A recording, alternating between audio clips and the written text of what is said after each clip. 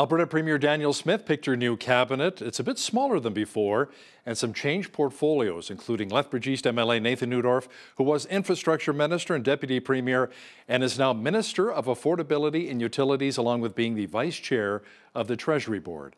Now, to chat about some of the changes to Premier Smith's cabinet is our legislative reporter, Tyler Dawson, who's also the Alberta correspondent for the National Post. And Tyler joins us once again from Edmonton.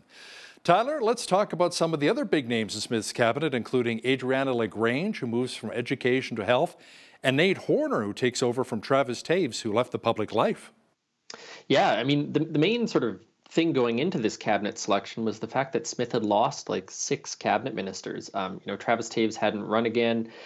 Tyler Shandro, the justice minister, had lost his seat. There were some choices she was going to make sure that she had someone in every role. And as you mentioned, this is a slightly smaller cabinet, down from 27 ministers to 25 ministers. But, I think if I recall rightly, Rachel Notley's 2015 cabinet was like 12 people. So we're still looking at pretty large cabinet, and 25 people is like almost half, I think, of the UCP caucus. It's a pretty big percentage. So, lots of people moving around, but definitely some experienced names still there. You mentioned Adriana LaGrange, who was on the education file, will now be in health. And you also mentioned Nathan Neudorf, who was deputy premier and now is just perhaps the utilities minister. Now, I think that's going to be a pretty big role in this cabinet. There's so much talk about affordability. There was talk from specifically the NDP about utility affordability. So I do think that's actually going to be quite a busy file. The question maybe is what can and what will the government actually do to address those challenges? Now, you talked a bit about Tyler Shandro. Now, there's been a judicial recount in a couple of the Calgary ridings, including Shandro, who lost his seat, and Whitney Isaac. What do we know so far about the recounts? That's right. So the recount in Whitney Isaac's riding, which I think is Calgary-Glenmore, has been completed and confirmed that she has lost. The recount in the case of Tyler Shandro's riding, I believe Calgary-Arcadia or Acadia. I always say Arcadia because there's a brewery just down the street. Yeah. Calgary-Arcadia. So that one, the results are coming on Friday, but also, not looking particularly good for him, I'm thinking. Because he lost, by 7 votes, I believe, right? Yeah, that's what the initial sort of voting night count was. And so it could be closer. The margin could widen a little bit. Hard to say. Now, Tyler, in a bit of a strange saga, Premier Smith says she was censored by Facebook and that she had lost her abilities to post for about 24 hours. Now, Meta, the company which owns Facebook, said that's not actually what happened. It's that one of her administrators of her Facebook page lost privileges and that Smith herself could still post. That seems to be the case. This story sort of broke, and Smith was crying foul over censorship. It was unclear what she might have posted that would have led to it. She said there wasn't an explanation from Facebook. So reporters sort of reached out to Meta, and they said, no, this was an administrator, which, of course, that makes sense, right? Politicians don't exclusively manage their own Facebook pages or Twitter pages or social media generally. They have staff who handle these things. And so one of those people had been suspended or had their account privileges limited. And so obviously there was a bit of a disconnect there. Smith saying censorship, Facebook saying, no, this wasn't censorship at all. And Smith said, once she got her posting privileges back, she said, I hope this never happens again. And she posted a screenshot of the sort of notice. And it said that there was a security issue identified with one of the administrators. So very weird little quirk in the early days of Smith's premiership. But you can see the political benefit in it for her. The conservative movement is, broadly speaking, concerned about free expression, is broadly concerned about censorship. So this probably looked like that to Smith's office. It's just that didn't quite pan out the way that they thought it had. MLAs returned to the legislature this week to pick a speaker, and the winner once again was Nathan Cooper. Now, Tyler, also on Tuesday, Premier Smith offered up an apology. What did she apologize for? Well, this goes back to the ethics commissioner report on her phone call to Tyler Shandro about the charges against Artur Pawlowski, the Calgary street preacher. The call to Pavlovsky himself was not the subject of the ethics commissioner investigation, but the call to Shandro was, and the ethics commissioner concluded that Smith had broken the Conflicts of Interest Act. And so this was a big campaign issue. You know, it landed sort of with a week or two left in the campaign, and doesn't seem to have made a huge impact on the campaign, I wouldn't say, but, you know, obviously a big event on the campaign trail. So she rose in the legislature and apologized and said she, you know, intended to do nothing wrong. She had no, you know, nefarious means here, but she accepts the commissioner's ruling and that sort of thing. So Rachel Notley, of course, says the apology was underwhelming and not good enough. And on the same day, the NDP had written to the RCMP superintendent, I think it was, requesting an investigation into whether or not laws beyond the Conflict of Interest Act had actually been broken in this circumstance. So it remains to be seen what will come of that. But of course, this whole thing happened as the federal government, the federal branch, the RCMP, had suggested they'd investigated the SNC-Lavalin thing, which had drawn comparisons to Smith's actions in the Pavlovsky case. So all of which is to say, this isn't going away for Danielle Smith all that soon.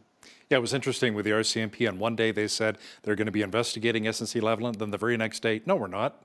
Mm-hmm. Wait, very strange. Yeah, it was very strange, yeah. Tyler, the break at the pumps will continue for Albertans until the end of the year, as the province announced that it'll continue to suspend the provincial fuel tax till the end of December, a move applauded by many, especially as Albertans get ready to go on their summer holidays. Yeah, you know, I have to wonder how much are people even noticing that 13 cents off now that gas is, it's got to be $1.40 here in Edmonton, although it's been a week or two since I've filled up. That's right. So this was a temporary measure introduced by, got to be a year ago now. Jason Kenney's government had introduced it, and Smith had continued it when she became premier. And at a certain point, it was pegged to oil prices. So if you know, oil was above, I think it was $90 or above $100 per barrel, the full fuel tax was eliminated, and then it sort of had a graded system. As oil prices dropped, the fuel tax would come back in so that the government didn't lose too much revenue. This is going to continue the full 13 cents, I believe, until the end of December. And then at that point, it's going to return to the sort of peg to oil prices scheme that had previously been in place. And so, you know, it's cost a fair bit of money. It'll cost, I think, about $2 billion by the end of the year from government. Obviously, that's money that Albertans themselves are saving, but that's money that the government is, you know, foregoing in tax revenue. But it was a campaign promise and part of the overall affordability measures plan the Smith government has had. So I'm sure people are thankful that it's happening. Yeah, it's thankful you can fill up here in Alberta, but as soon as you cross the border into British Columbia, surprise!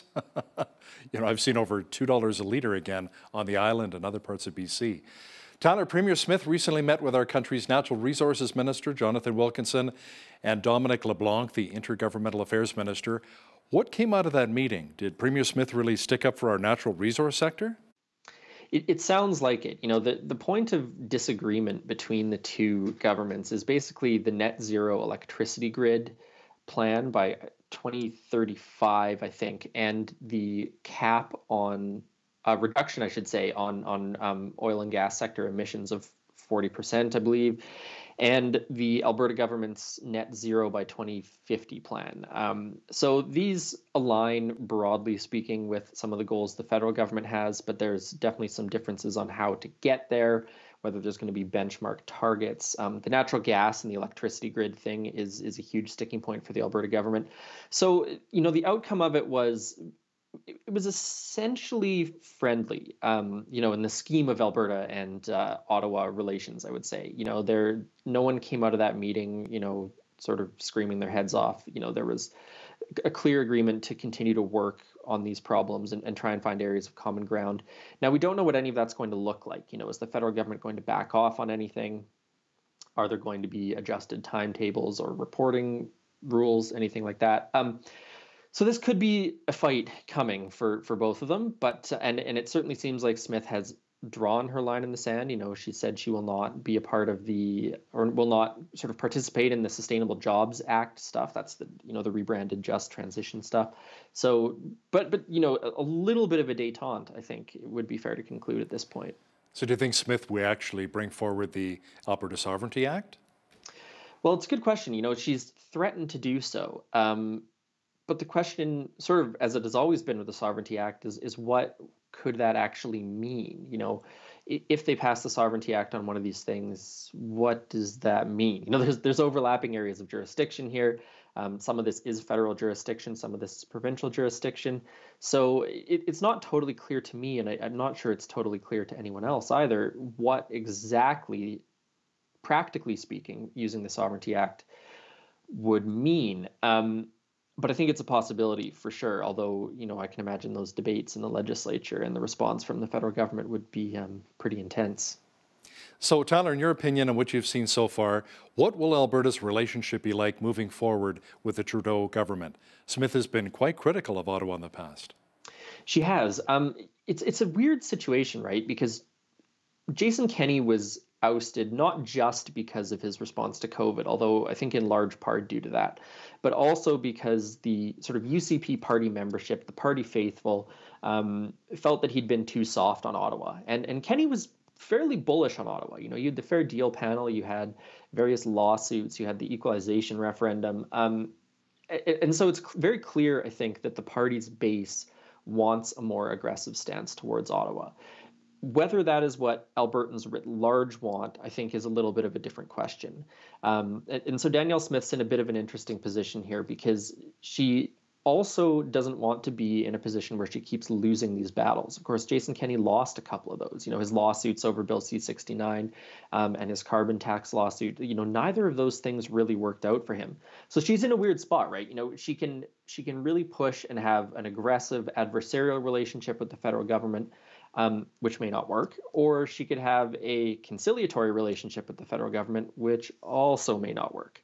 Or they both might work, I suppose. So, I think she's got the interests of Albertans, the interests of the party. She's got the question of whether or not she actually wants to get anything done, or if she wants to just have the fight for politics' sake. In the early days, I don't know if it's totally clear. Before this meeting with Wilkinson and LeBlanc, she took a very firm line. And then sort of when everyone came out of the meeting on Monday, everyone sort of had nice things to say. So maybe this is just politics. We don't totally know what it looked like behind the doors. But it's almost too early to tell. But I certainly think that that's going to be a big part of what she's thinking about in her time as premier in the next few months. Alberta's opposition leader, Rachel Notley, says she's sticking around. She did say, however, that she's going to take some time to evaluate her space within the party. So does that mean she could potentially step down as NDP leader? It's possible. She said on election night she was going to stick around. She said when she held the sort of briefing on the NDP's sort of post-mortem that she was going to stick around, but she was going to, think about it. And, we've talked about this before, and I've said in some ways the NDP has become the Rachel Notley party, and she's one of their strongest assets. But at a certain point, maybe she wants to retire. Maybe she wants to move on to other things. Maybe the party feels that someone like David Shepherd maybe is a viable alternative as leader. So I think, at this point, I think I can see it going either way. She's without a doubt an effective opposition leader. This is the largest opposition in Alberta's history. She's considering she lost the election, she's in a pretty good spot. So it's hard to see her leaving, but, people do change their minds on these things. I mean, yeah, they lost the election, but they still picked up quite a bit of seats. This is what Alberta's strongest official opposition party in a very long time, right? How about somebody like Shannon Phillips? I mean, she's a very strong candidate here in Lethbridge West. Maybe she could potentially take over as leader. Yeah, Shannon Phillips would be an option. Sarah Hoffman is a name that comes up every once in a while as someone who could replace Rachel Notley. I think they do have some options there, but the question would be, how do you rebrand a little bit over the next few years if you're going to choose a new leader? But you're right. This is a really powerful official opposition. Of course, it doesn't matter, right? It's still a majority government. So legislation can still go through, but they've got real potential in terms of the bully pulpit, in terms of committee work, that sort of thing. So who knows? I think also I think for Rachel Notley and the opposition NDP, I mean, this is going to be a fun time to be in opposition. Being in opposition is way more fun than being in government, which Jason Kenney's people found out the hard way when all these people who'd been in opposition for 4 years with the Notley government suddenly had to behave themselves. How about some of the other parties? Are they going to potentially retool, like the Alberta Party and the Alberta Liberal Party? Because they really didn't do very much at all this last provincial election. No, and they lost a lot of ground too. In the 2019 election, the Alberta Party had something like 170,000 votes, and in this election they had 15,000, something like that. Wow. So it's really hard to say. I mean, they're pretty much defunct at this point, I think, unless you see a major electoral collapse of the NDP. I don't see them having much life. The other alternative scenario is that in 4 years' time, the NDP wins an election, the UCP loses, and then you have a little bit more space for some of these parties to sort of come back. But, for the time, I mean, the Liberal Party barely could even find someone to be the leader. So, I think we are, for the foreseeable future, a two-party state. Kind of like the United States right now, that's it. He's our legislative reporter and the Alberta correspondent with the National Post, Tyler Dawson. Thanks so much for joining us today from Edmonton. Thanks, Hal.